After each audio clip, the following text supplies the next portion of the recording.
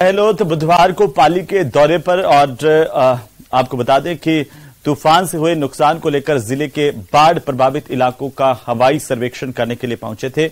इसके बाद सीएम अशोक गहलोत पाली circuit house पहुंचे, जहां पर उन्होंने साइक्लोन की वजह से हुए नुकसान को लेकर अधिकारियों के साथ चर्चा की, उनसे जानकारी ली और साथ ही साइकिल से प्रभावित जो साइक्लोन है उससे प्रभावित लोगों से मिलकर के साइक्लोन की वजह से हुए नुकसान के बारे में चर्चा भी की, लोगों से उनकी परेशानियों को जानने की कोशिश की कि आखिरकार इस तूफान के बाद में किस तरह की स्थितियां हैं, लोगों को अभी भी किन किन परेशानियों का सामना करना पड़ रहा है। मुख्यमंत्री लगातार लोगों के बीच में ये पहले ही स्पष्ट कर चुके हैं कि राज्य सरकार जल्द ही सर्वेक्षण करवा करके जो मुआवजा है उसका ऐलान करेगी। मुख्यमंत्री ने जिला कलेक्टर और प्रशासनिक अधिकारियों को भी जो तूफान प्रभावित इलाकों में सर्वेक्षण कर जल्द उसकी रिपोर्ट तैयार करने के निर्देश दिए हैं। सीएम ने प्रदेश की जनता को लगातार भरोसा भी दिया है कि सरकार उनके नुकसान की भरपाई करेगी।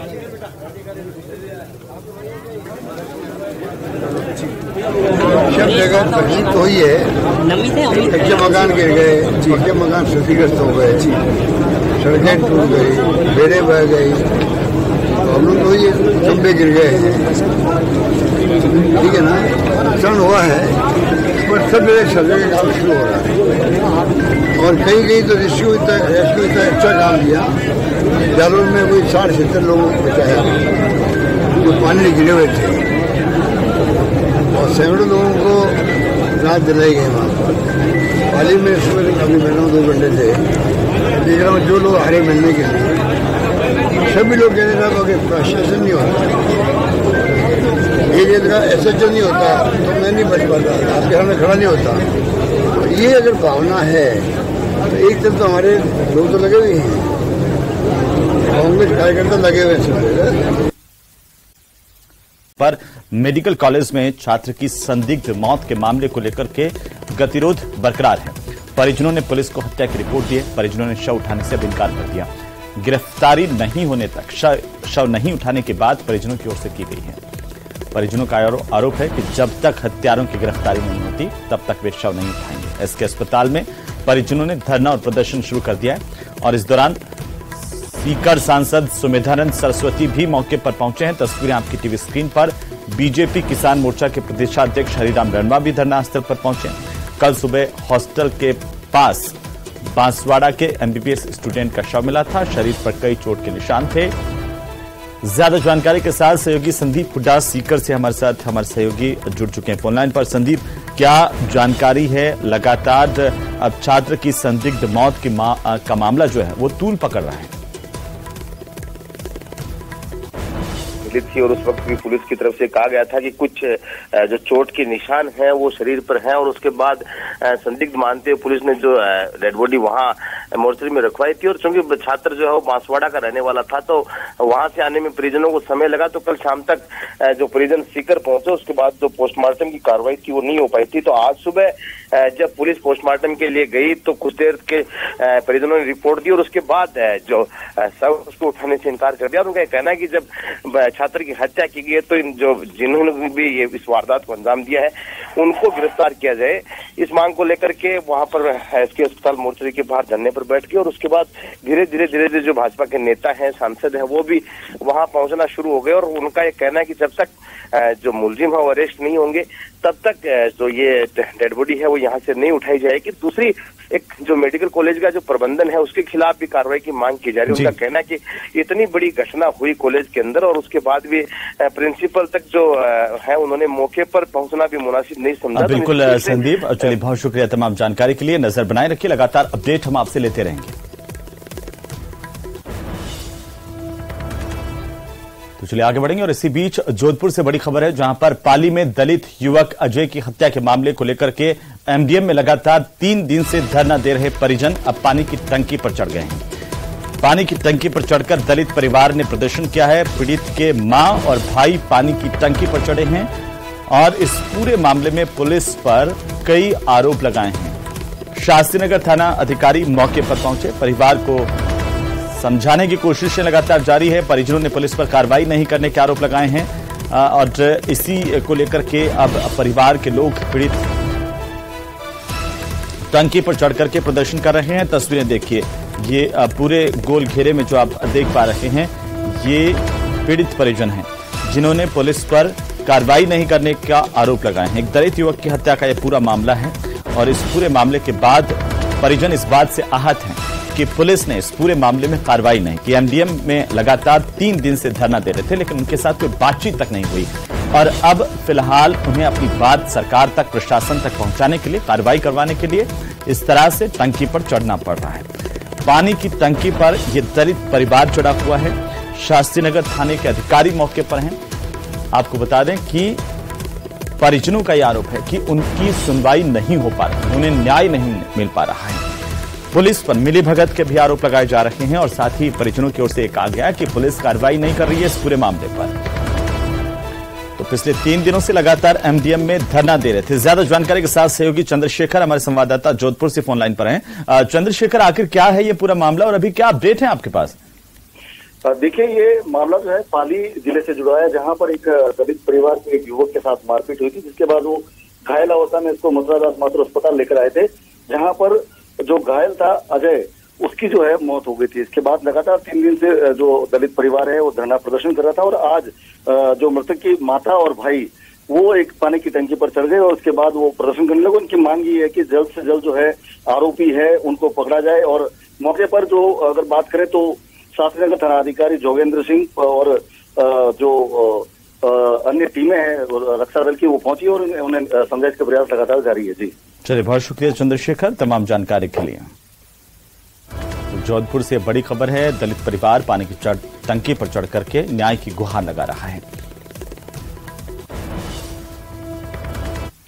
और इसी बीच बीकानेर से खबर, जहां बीकानेर के खजवाला में एक दलित युवती की गैंगरेप और हत्या के मामले को लेकर दूसरे दिन भी पुलिस थाने के आगे लोगों का धरना और प्रदर्शन जारी है। प्रदर्शनकारी 2 महिलाओं की इस दौरान तबीयत बिगड़ी है, जिसके बाद दोनों महिलाओं को सीएचसी खजवाला में भर्ती किया गया है। मृतक युवती के परिजन और स्थानीय लोग कल से धरने पर बैठे हैं। करीब 24 घंटे के बाद भी शव का पोस्टमार्टम नहीं हो पाया है।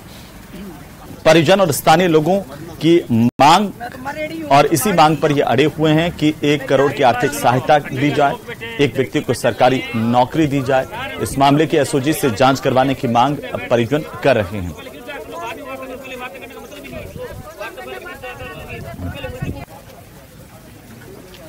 तरीके से एक बच्ची हमारे यहाँ पे घटना घटी है। इस घटना को देखते हुए देखा जा रहा है कि पुलिस प्रशासन का इसमें इन्वॉल्व होना ये बहुत ही बड़ा दुखद घटनाक्रम है। एक बच्ची को इस तरीके से मार के कहीं डालना, एक संदिग्ध अवस्था में मिलना, और अभी तक पुलिस प्रशासन उसके बारे में कोई कार्रवाई नहीं कर रही है। कल से हम बैठे यहाँ पे, कल से मैं कल ही दिन में आ गया था। मैंने डॉक्टरों से भी बात की, एसपी से बात की, कलेक्टर साहब से बात की, सब लोगों से बात की, लेकिन अभी तक ये अपनी जीत बैठे हुए हैं। हमारे यहाँ का सबका इनको मानना है, घर वालों का मानना है कि जो भी दोषी हैं वो तुरंत प्रभाव से गिरफ्तार किया जाए। तो वहीं पूर्व मुख्यमंत्री वसुंधरा राजे ने ट्वीट करके लिखा है, बीकानेर के खाजवाला में एक दलित महिला के साथ दुष्कर्म और हत्या के मामले की जितनी निंदा की जाए कम है। जिनके कंधों पर महिलाओं की सुरक्षा की जिम्मेदारी है, यदि वही पुलिस ऐसे कुकृत्यों में सहभागी है तो इसे शर्मनाक कुछ और हो नहीं सकता। ये वसुंधरा राजे की ओर से ट्वीट किया गया। इस पूरे मामले को लेकर के राजे ने लिखा है कि कांग्रेस सरकार अपने खोखले दावों और झूठे प्रचार से जनता को सिर्फ गुमराह कर रही है, जबकि हकीकत यह है कि महिला अपराधों की श्रेणी में राजस्थान की वर्तमान जैसी बदहाल स्थिति पहले कभी नहीं देखी गई। बेटियों के आंसुओं से यह सरकार अपने पापों को सींच रही है और इन पापों का घड़ा जल्द भरने वाला है।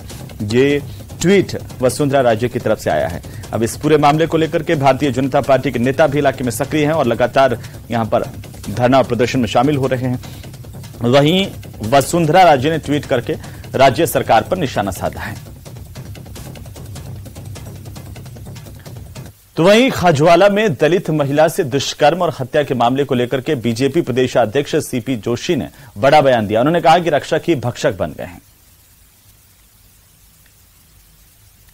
रक्षक या भक्षक बन जाए और कहीं न कहीं सरकार के कारिंदे, सरकार के लोग अपराधियों के साथ खड़े हों और अपराध घटने के बाद पीड़ित पक्ष को और परेशान किया जाए। इस प्रकार के घटनाएं राजस्थान में एक नहीं अनेक हो गई। मुझे लगता है किसी पीड़ित परिवार को न्याय देने की बजाय उस परिवार को प्रताड़ना देना कि कैसे भी करके समझौता करो, आप अपराधियों को नहीं पकड़ते हो और पीड़ित परिवार को परेशान करते हो।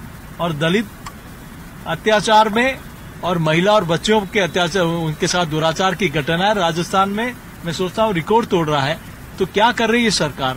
मुझे लगता है कि सरकार को पुलिस का इकबाल खत्म हो गया, शासन प्रशासन नाम की कोई चीज नहीं, और इस नकारा सरकार में अनेक ऐसी घटनाएं हो गई जहां राजस्थान का एक गौरवशाली इतिहास रहा है महिलाओं के लिए, उस इतिहास को अपमानित करने का काम ये सरकार कर रही है। रोज बच्चों के साथ, महिलाओं के साथ, अबोध बच्चों के साथ दुष्कर्म की घटनाएं आती है। सरकार मुझे लगता है कि सरकार नाम की कोई चीज नहीं है।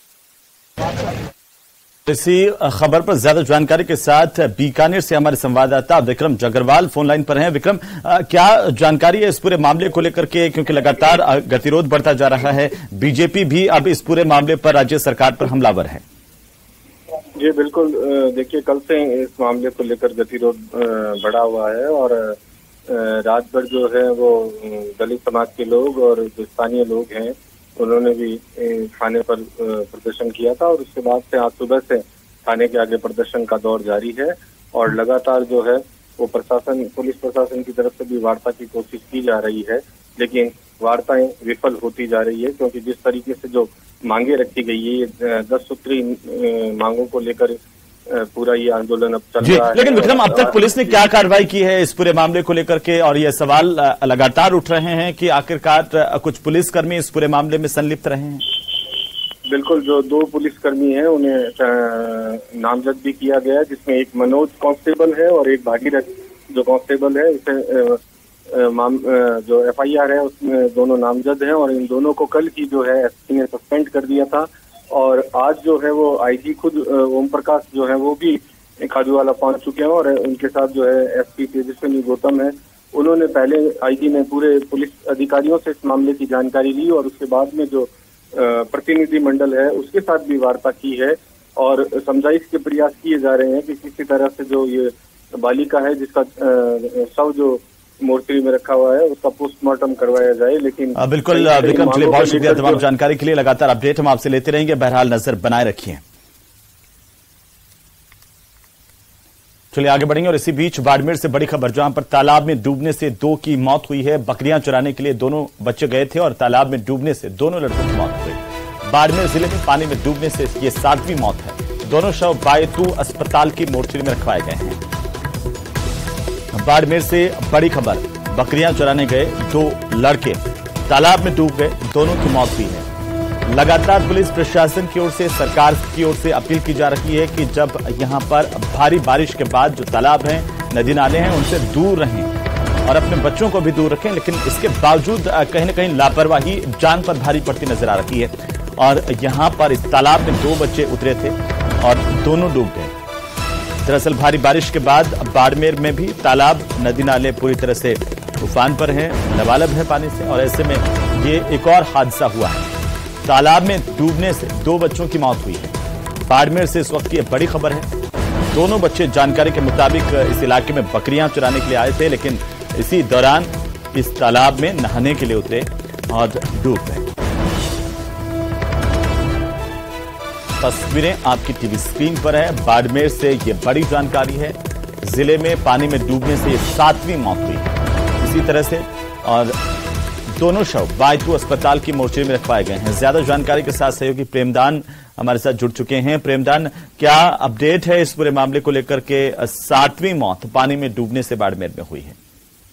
देखिए, मैं बताना चाहूंगा कि ये बाड़मेर जिले के बायतू थाना क्षेत्र के कोणू गांव के पास में एक नाली है जिसके अंदर बकरियां चराते हुए 2 लड़के जो थे वो पानी में उतर गए और डूबने से दोनों की मौत होगी। घटना की जानकारी मिलने के बाद में बायतू थाना पुलिस और प्रशासन के अधिकारी मौके पर पहुंचे और गोताखोरों, स्थानीय गोताखोरों की मदद से दोनों ही शवों को बाहर निकाल दिया गया है। शवों को बायतू की हॉस्पिटल की मोर्चरी में रुकाया गया, जहाँ पर पोस्टमार्टम करवाने के बाद शव परिजनों को सुपुर्द कर दिया जाएगा। हालांकि बारिश के बाद में और तूफान के बाद में बाड़मेर जिले के अंदर ये 7वीं डेथ है, जहाँ 2 लगातार पानी में डूबने से लोगों की मौत हो रही है। हालांकि प्रशासन की ओर से अपील और अलर्ट जारी किया गया है पानी में नहीं उतरने, उसके बावजूद भी इस तरीके से हादसे होना अपने आप में बहुत ही दुखद है। हाँ बिल्कुल प्रेमदान, चलिए बहुत शुक्रिया तमाम जानकारी के लिए। तो दोनों के शवों को बायतू अस्पताल की मोर्चरी में रखवाया गया है। बहरहाल लगातार पुलिस प्रशासन जो है लोगों से अपील करता हुआ नजर आ रहा है कि पानी वाले स्थानों से अभी दूर रहें। और इसी बीच अजमेर के ब्यावर से बड़ी खबर, जहां पर श्री सीमेंट फैक्ट्री और दफ्तर में आयकर विभाग ने छापा मारा है। श्री सीमेंट के दफ्तर में ये छापेमारी हुई है। अधिकारियों से पूछताछ की जा रही है। विभाग के दस्तावेजों को लेकर के सर्वे किया जा रहा है। आय से अधिक संपत्ति और गड़बड़ियों को लेकर के जानकारी विभाग के अधिकारी जुटा रहे हैं। अजमेर, जयपुर, उदयपुर और ब्यावर में एक साथ छापेमारी की गई है और लगातार टैक्स चोरी की सूचनाएं विभाग को यहां से मिली थी। श्री सीमेंट के दफ्तर पर आयकर विभाग का छापा पड़ा है। इसके साथ ही कई अन्य जगहों पर भी छापेमारी हुई है। अजमेर के साथ ही जयपुर, उदयपुर, यहां पर भी विभाग की टीमें पहुंची हैं। आयकर चोरी से संबंधित दस्तावेज खंगाले जा रहे हैं। आयकर विभाग की तरफ से श्री सीमेंट की फैक्ट्री और दफ्तर पर छापे मारे गए हैं। श्री सीमेंट को लेकर के लगातार टैक्स चोरी की सूचना आयकर विभाग तक पहुंच रही थी और अब आयकर विभाग की ओर से यह बड़ी कार्रवाई श्री सीमेंट के खिलाफ की जा रही है। श्री सीमेंट के दफ्तरों पर आज आयकर विभाग के अधिकारी पहुंचे। लगातार जो दस्तावेज है वो खंगाले जा रहे हैं। टैक्स चोरी की सूचनाएं लगातार मिल रही थी आयकर विभाग को, इसी के चलते यह बड़ी कार्रवाई की गई है। आयकर विभाग की अलग अलग टीमें पहुंची हैं अलग अलग जगहों पर, जिसमें श्री सीमेंट के दफ्तर और बाकी जगहों पर भी टीम छानबीन कर रही है। बड़ी खबर, आय से अधिक संपत्ति और गड़बड़ियों को लेकर के जानकारी आयकर विभाग जुटा रहा है। अजमेर, जयपुर, उदयपुर और ब्यावर में ये छापेमारी आयकर विभाग की ओर से की गई है। श्री सीमेंट की टैक्स चोरी की सूचना मिल रही थी, इसी के चलते बड़ी कार्रवाई है। ज्यादा जानकारी के साथ अजमेर से हमारे संवाददाता मनवीर सिंह ऑनलाइन पर हैं। मनवीर, आयकर विभाग ने श्री सीमेंट की फैक्ट्री और दफ्तर पर छापे मारे हैं, क्या जानकारी है? देखिए, जिस अंदाज के अंदर ये छापामारी की गई है और जैसे कि जानकारी निकलकर सामने आ रही है, आयकर विभाग को लंबे समय से इस बात की सूचना मिल रही थी कि श्री सीमेंट के माध्यम से टैक्स की चोरी की जा रही है और इन्हीं शिकायतों के सत्यापन के लिए आज सर्वे शुरू किया गया है। छापामार अंदाज के अंदर ये पूरी कार्रवाई को अंजाम दिया गया है और जो जानकारी निकलकर सामने आई है उसके अनुसार जयपुर के एडिशनल डायरेक्टर कमलेश मीणा के नेतृत्व में इस पूरी कार्रवाई को अंजाम दिया जा रहा है।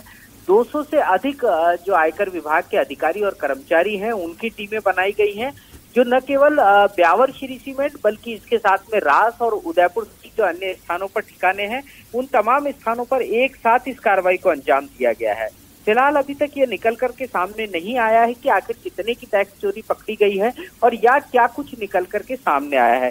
बहुत जल्द आयकर विभाग जब अपनी इस कार्रवाई को पूरी करेगा तो उसके बाद में ये पता चल पाएगा कि जिस तरह की गंभीर शिकायतें आयकर विभाग को मिल रही थी वो कितनी सही थी या कितनी गलत थी। बिल्कुल मनवीर, चलिए बहुत शुक्रिया तमाम जानकारी के लिए। नजर बनाए रखिए, लगातार अपडेट हम आपसे लेते रहेंगे। बहरहाल आयकर विभाग की ओर से ये सर्वे की कार्रवाई की गई है श्री सीमेंट के दफ्तर, फैक्ट्री और अन्य जगहों पर भी।